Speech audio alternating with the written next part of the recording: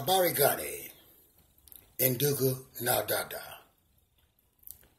My name is Abu Amen Ra. Though certain other names have been attached to me since my journey, which began in 1619, in the most oppressive place in the world for me. But I am Abu Amen Ra. For legal matters within this oppressive system, I had to adopt the name of my master so that I would have a connection with the system. I could become a number. I could be helped when the desire to give you help was needed. But the primary purpose of them doing that is because they had already defined us as 3/5 of a human being. In other words, a human being could rather be divided into 5 equal increments. But the black man and black woman only had possession of and exemplified 3 of these categories, and subsequently were defined as 3/5 of a human being. Now, mind you, we cannot be citizens of the USA, and we're not citizens of the USA because the Constitution did not include us when it was defining the citizenry. We were ignored like we were the other which we were, and we still are. So, my brothers and sisters, I am saying all that to say this. I am Abu Amen Ra. My mission has been and always shall be to be an effective soldier, warrior, in defense of Mother Africa and her descendants wherever they may be, until Africa is liberated globally and has taken her place in the sun once again. I'm here to struggle until that becomes a reality in my life. If it doesn't become a reality, it's too bad. But it doesn't affect anything. It can't stop what's going to be. Africa shall be liberated. The colonizers shall be kicked out. Listen to me. All the lands reconfiscated, and they shall be charged for all the damages they've caused us, physically, spiritually, psychologically, mentally.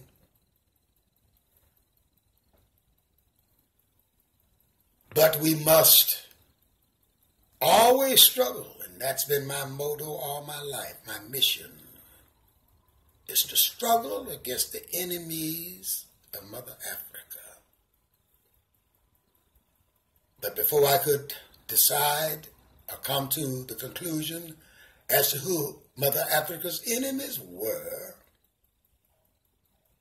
which I needed if I was going to destroy them or protect her from them, I had to know who they were. Now, out of my life experiences, which is just a minuscule copy of total reality, it's just an analogy of it, it's analogous to it, demonstrates very carefully who our enemy is And let me see if I can take a moment or two to define this enemy for you so you can recognize this enemy and take appropriate actions as this enemy comes in your face, smiling and grinning and wearing the attire of the African people. Now, I was born in a place called Montgomery, Alabama,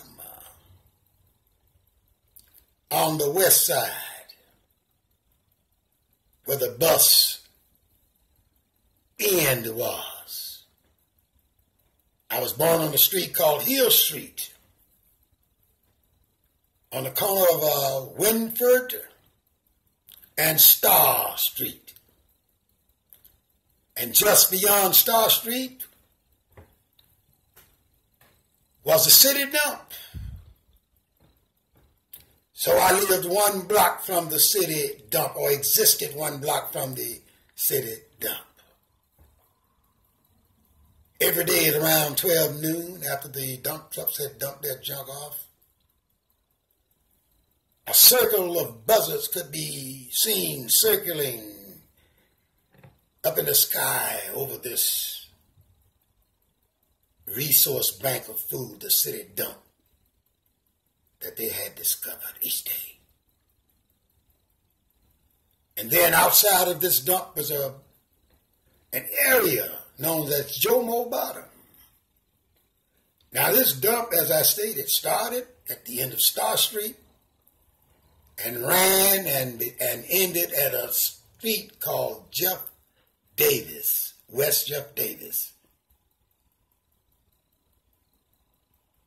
Now listen, this area was abundant with plums. We picked enough plums there freely to take them to the white folks section of town and sell them to them and pick up a few dimes here and there. This area was also supplied with a plant who sold gravel and consequently had a big pool, filthy looking pool. Not a real pool, but a ditch-like pool. No cement in it, all mud. And we call that the Rocky Moor. Somebody might know what I'm talking about here. And at the same time, there was a city park in the white folk side of town called Oak Park. Had a swimming pool, and we were not allowed to swim in the swimming pool. So we had a couple of options. We could swim in Jomo Bottom, which I just explained to you was just a sandpit, gravel hole, mud, slime infilled ditch. Or we could go to the Alabama River, which was a couple of miles out north of town, well, northwest. And not only that, but it was unbelievable to even think we could go to that park and take a swim. Because after all, we were considered as only 3/5 of a human being. We weren't even human beings, and still are not human beings, from most of those who look at us and call themselves Europeans and Arabs, perceive us as being. So anyway, that was the kind of early childhood I had that influenced my life. It led me to an understanding of who my enemy was. And then another major event in my life was when I was about 16 years old. A white man, policeman, railroad detective, accosted me, hit me in the head with this pistol, knocked a hole in my skull, and then told me to run, and I ran. A shot or two was fired. It didn't hit me, so I'm assuming he was shooting at me. But anyhow, I went to a ditch that had water in it, mud water, running water. I don't know where the hell it came from or originated from. But I reached down and got some of the mud and some of the water that flowed by and packed it in the hole that was in the top of my head. And then I proceeded home. I didn't tell my father anything about it, but I made an oath to myself that that white man who treated me as less than a human being, as less than he would his dog, had irked my human being, and he had to die for that. So I decided to join the United States Air Force. 17 years old. And my plan was to stay and take basic training and learn how to use a gun. Then bring one of those guns back home with me on a leave. Find that evil policeman that denigrated my humanity. I was going to send that sucker to hell. And I carried this through the Air Force with me, doing things I shouldn't have done to white boys. But anyway, it never left me. After the trip through the United States Air Force, I joined the Black Muslims under Elijah Muhammad. Then I moved to another level and started running around with the Panthers. Dibbing and dabbing in this group and the other group, interested in it, until we became so stupid, so enamored with the hope and belief that our enemies were going to love us one day, that we allowed them to trick us, take us out, come in our midst as friends, infiltrate our neighborhoods and our minds, dumped the elements that began the crack epidemic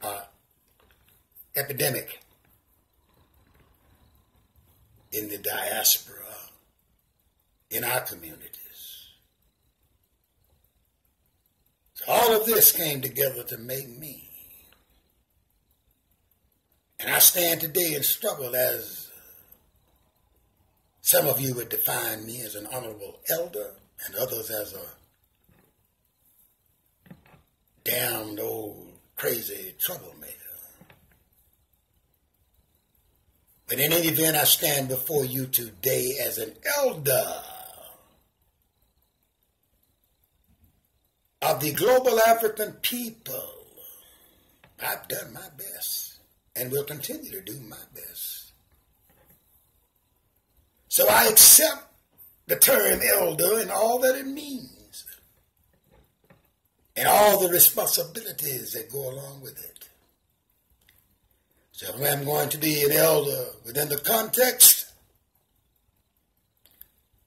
of our people's political, social, and economic context in which we are held in the United States of America and other European nations,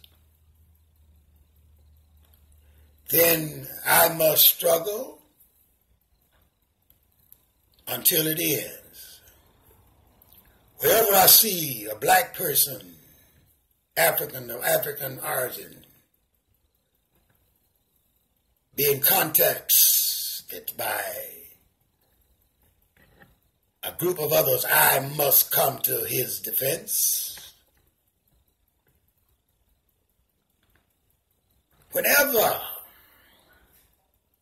I see them doing wrong to us, I must do my best to bring it to an end.